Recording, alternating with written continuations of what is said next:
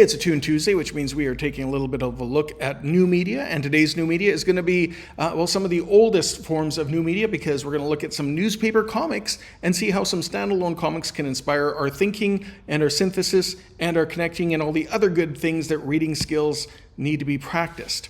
Now, I will freely admit that I have a face for radio, but somehow I did not get left on the cutting room floor. You can take a look at this CBC share from CBC Books out in Ontario. When I was at the Toronto Comic Art Festival, I got asked for a few little thoughts and made some promotions about the joys of reading comic books. But the share I had was for Ducks, a fabulous read, but for more mature readers. Where did I start? Well, I started off with some of the basics, newspaper comics that like to push the idea of the way we think and work. I talked about in university how I viewed Bill Watterson, who does Calvin and Hobbes, and Gary Larson with The Far Side as philosophers who help develop great thinking. In this one, Calvin is talking about the different type of artworks, whether it's high art, low art, and getting into some of the fun parts of the work that Bill Watterson himself was doing. Low art, but of course, talking about low art is actually high art. It's all about the way we think about it when we look at these quick little drawings of cartoon art.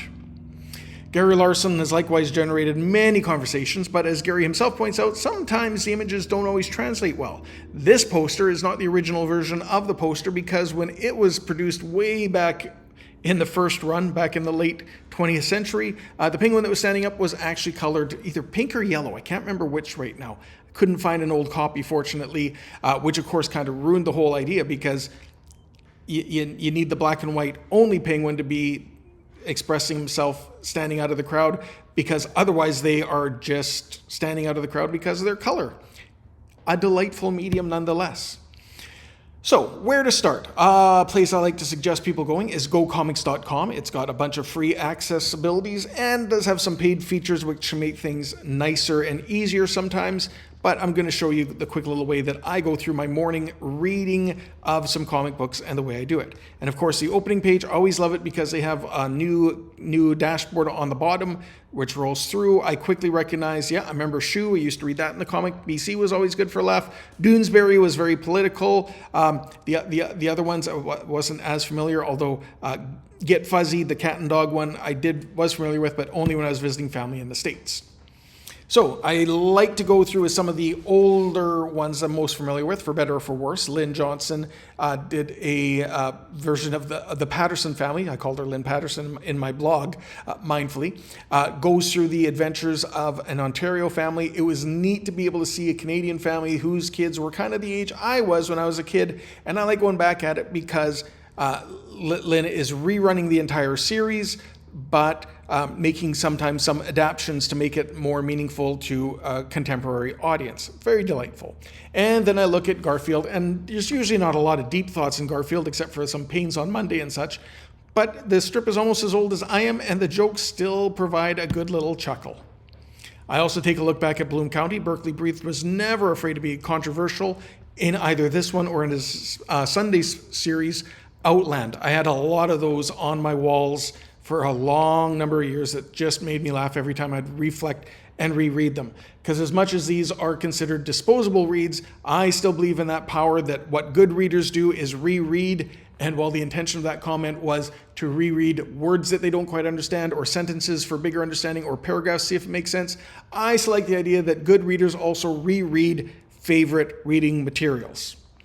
And that's why I still am rereading the Calvin and Hobbes series, being on a loop, kind of like going onto some of your streaming platforms and getting that comfort media that you like. And I liked that Calvin was not a fan of school. I have always tried to make my classroom one that kids like Calvin would find themselves in, enjoying school and enjoying learning. Because when he was destroying schools in some of the strips, I seem to recall a few of those memories of my own in my times as a student.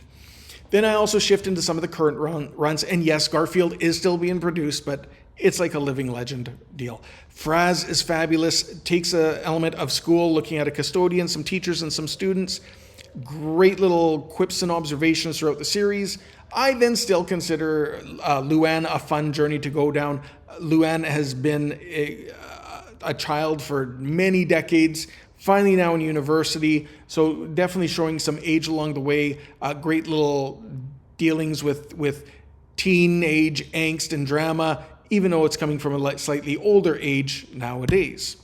I am also in great debt to Gary Delaney and Jerry Rasmussen for their comic series Betty, which again has a family perspective, but also has them dealing with a school-aged child.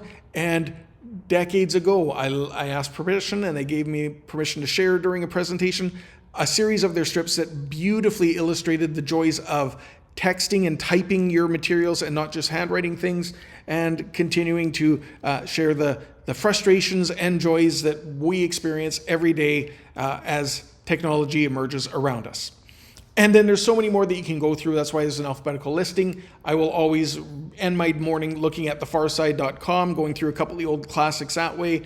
Many great one-shot ones.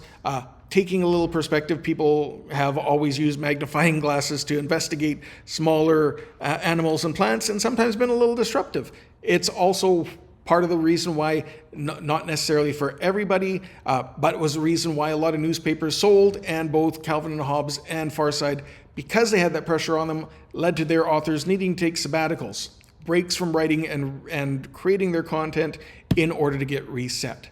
And there's so many good one-shotters. I mean, again, not always everybody's cup of tea for humor, but very much an enjoyable process.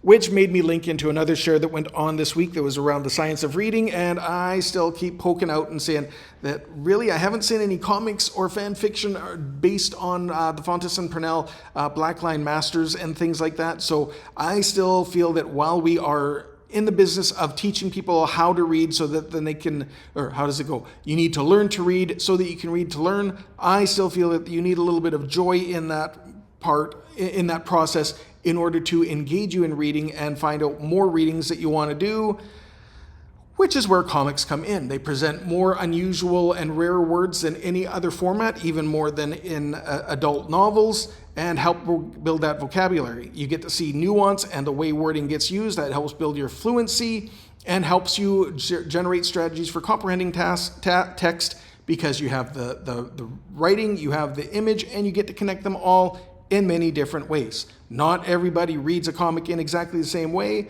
which is why it's delightful. So, what comics are you reading and taking a look at on your daily reading odyssey? Hopefully you've got a few daily strips in mind to take a look at the comic world. GoComics.com. Thank you very much.